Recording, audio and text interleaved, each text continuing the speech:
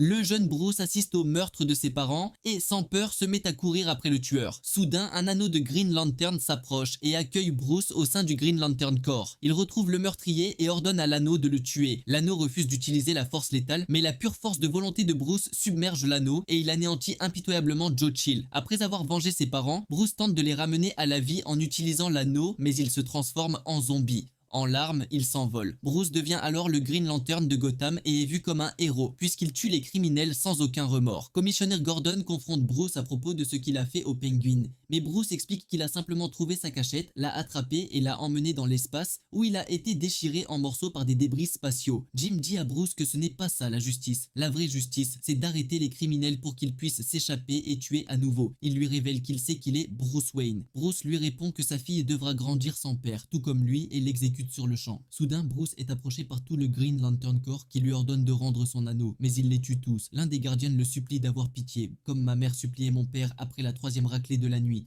Mais Bruce lui arrache la tête. Il entre ensuite dans une Green Lantern Power Battery et en ressort plus puissant que jamais.